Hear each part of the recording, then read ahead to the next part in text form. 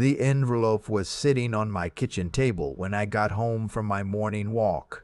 My daughter had been by. She has a key, and she'd left it there without a note, which told me everything I needed to know about what was inside. I made coffee first, real coffee, the kind that steams when you pour it and smells like something worth waking up for. I'm 64 years old, and I've learned that bad news can wait 3 minutes while a man collects himself.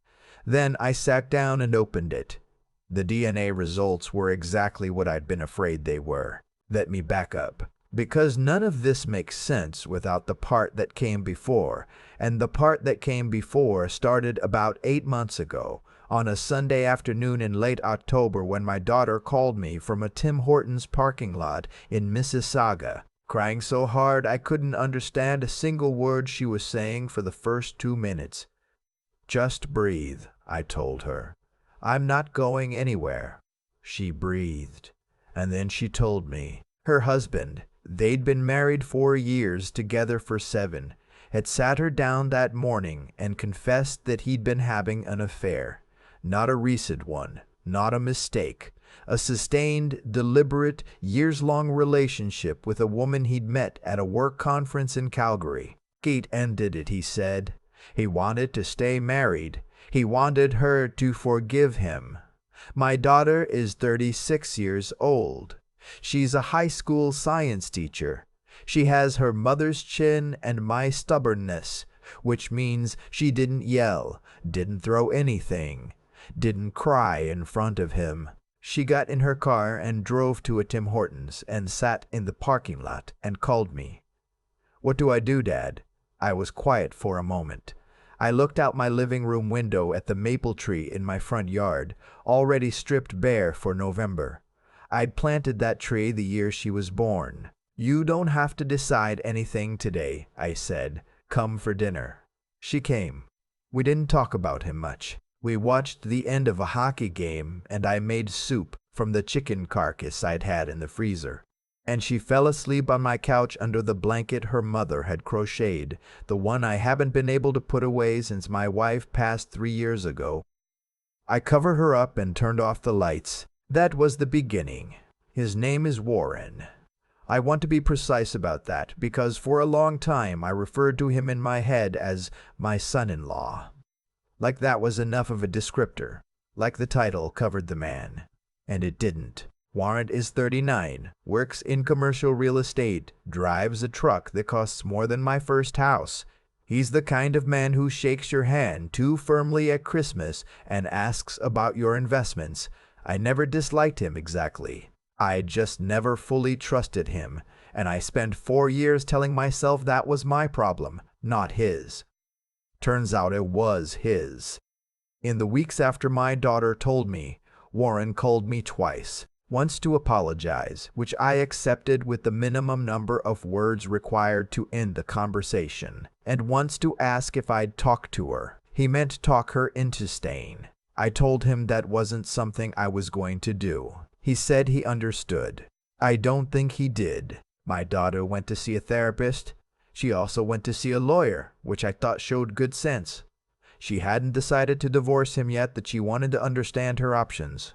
They didn't have children.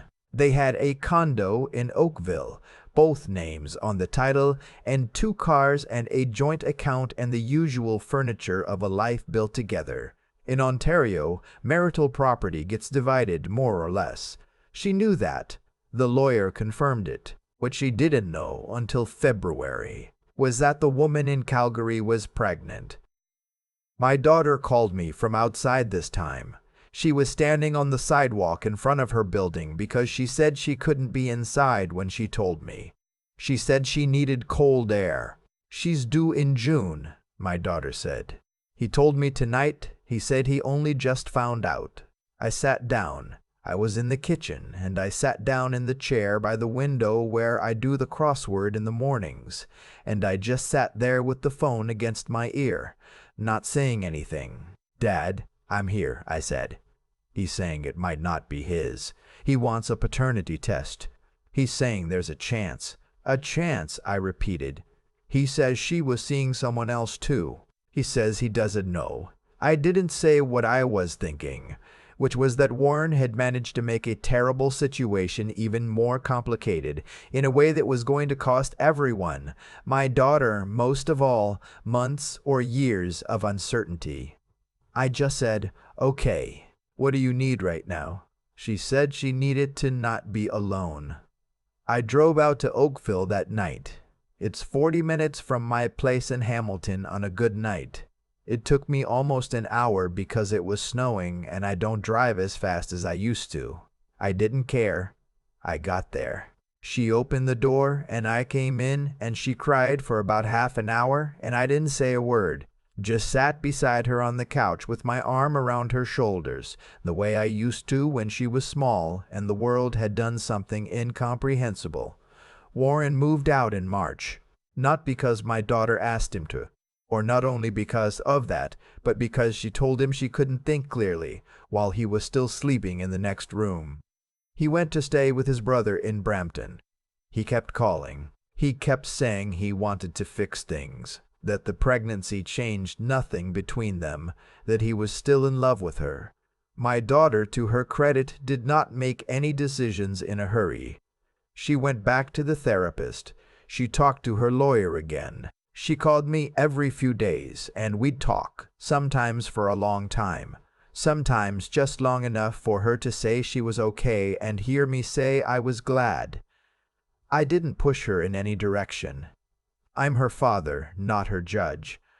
Whatever she decided, I was going to support it. What I did tell her once was this: the question isn't whether you can forgive him. You might be able to eventually. The question is what kind of life you want and whether he fits into it. She was quiet for a long moment. Then she said, "That's a very dad thing to say." "I'm a dad," I told her. "It's what I've got." May came, and with May came something I hadn't anticipated. Warren's girlfriend, I'll call her that for lack of a better word, was now visibly pregnant and had apparently decided that Warren's uncertainty about paternity was unacceptable. She'd pushed for a prenatal paternity test. Warren had agreed. The results would take about 2 weeks. My daughter told me this on a Tuesday evening. She sounded oddly calm. "Are you okay?" I asked. "I think so," she said. "I realized something this week. The results don't actually change what I need to do, whether the baby is his or not. He still did what he did. That part doesn't change." I told her I thought that was wise. She said she wasn't sure if it was wisdom or just exhaustion. "Sometimes they feel the same," I said. She laughed a little. It was the first time I'd heard her laugh in a while. 2 days later, she called Warren and told him she wanted to proceed with the divorce. The divorce process in Ontario moves at its own pace, which is to say, slowly with paperwork. They agreed to use a mediator rather than go through a full court process, which my daughter's lawyer had suggested and which saved them both money and time. There were forms and valuations and a period of back and forth over the condo that I mostly heard about secondhand. I didn't involve myself. I made myself available when she needed to talk, and I stayed out of it when she didn't. Warren, by all accounts, was cooperative. His lawyer was cooperative. The condo got listed and sold in 3 weeks. Oakville prices, even this year, are remarkable. And the proceeds were split according to what each of them had put in, plus the equity. My daughter walked away with something in the range of $200,000, which in this market is not nothing, and which she's put in a high-interest savings account while she figures out what comes next. She moved into a rental in Dundas, near me. I helped her move on a Saturday in early June. Her friend brought a truck. We carried boxes and ate pizza on the floor of her new kitchen, and she said, "I can see the escarpment from my bathroom window," and she sounded like herself for the first time in months. I drove home that night feeling something I hadn't felt since October. Cautious, tentative hope. I should have known the story wasn't finished. The paternity test results came back in the 3rd week of June. Warren was not the father. I didn't hear this from Warren. I didn't hear it from my daughter, who didn't know yet. I heard it because Warren called me. This surprised me, I'll admit, and told me before he told her. I think he was frightened of her reaction. I think he was also frightened of her reaction. I think he was also frightened of mine. He sounded genuinely shaken. The results came this morning, he said. The baby isn't mine. I was quiet. I thought you should know, he said, before I told her. I don't know why. I thought maybe you'd want to know first. Thank you for telling me, I said, which was all I could manage. After I hung up, I sat in my kitchen for a long time with my coffee going cold and the morning light coming through the window at the wrong angle, the way it does in late June when the sun is at its peak and everything looks a little too bright, a little too exposed. I thought about what this meant, what it actually meant.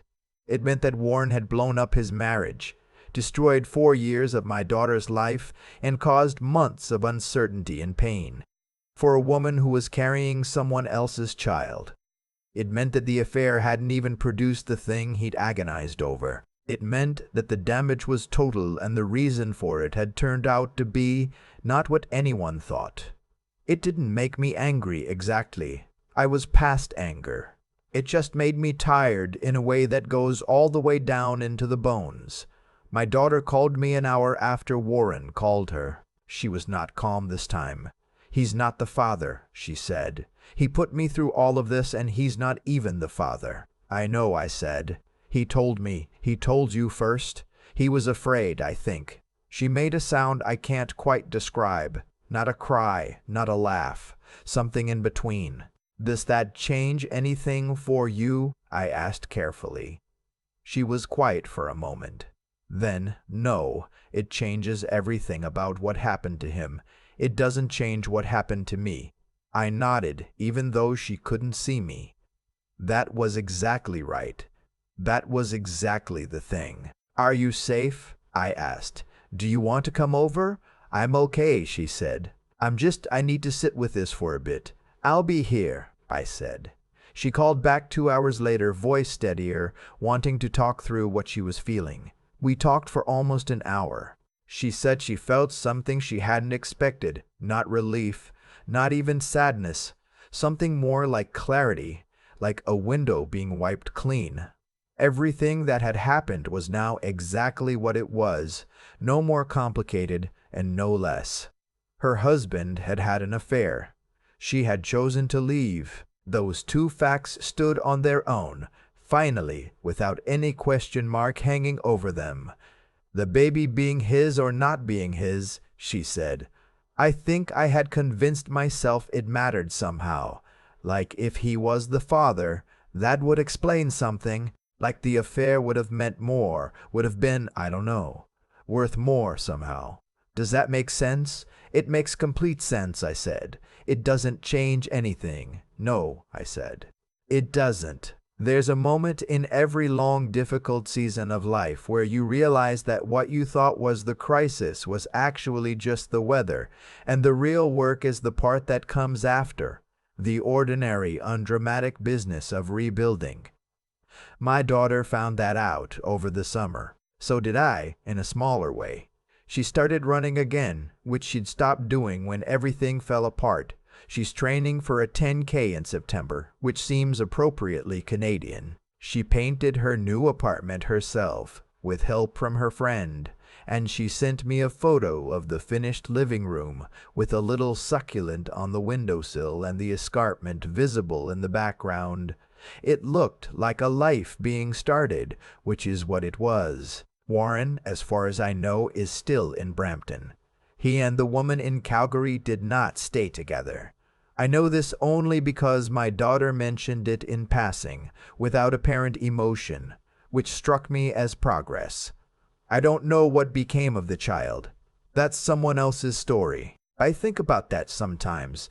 How many separate stories were happening inside what looked like a single event? My daughter's story, Warren's, The woman in Calgary, the child who's now in the world, who had no part in any of it. All of us carrying different pieces of the same wreckage, making different sense of it, moving in different directions afterward. The envelope. I should come back to the envelope. It was a letter from Warren, not a legal document, not a form. A letter handwritten, which surprised me enough that I read it twice to make sure I understood it correctly. He wrote that he was sorry, not the reflexive apology he'd given me on the phone back in November. This was longer, more specific. He said he was sorry for what he'd done to my daughter, and he was sorry for what it had cost me as her father, and he was sorry for calling me that morning in June before he called her, because he'd been thinking about it since, and he realized it wasn't fair to put that on me. He said he didn't expect forgiveness. He said he was writing because he thought I deserved to know that he understood now what he'd thrown away. He ended by saying that she was going to be fine. He said it the way you say something you genuinely believe, but also need to say out loud, as if saying it makes it more real. I folded the letter and put it in the drawer where I keep things I'm not ready to decide what to do with. Then I called my daughter. "Hey," she said, picking up on the second ring. "What's going on?" "Nothing," I said. "Just wanted to hear your voice." She laughed. "Dad, you called me yesterday." "I know," I said. "How's the training going?" She told me about her last run, 7 kilometers along the rail trail. Overcast morning, legs felt good. Saw a great blue heron standing in the creek. She sounded light. Not healed exactly, because that's not how it works, but lighter, like someone who has set down something heavy and is learning what it feels like to walk without it. I listened. I made the right noises. Outside my window, the maple tree was full and green, the way it gets in July when the summer is at its most insistent and it seems impossible that it will ever be bare again. But I know it will. November always comes back around. And still, every year, so does June.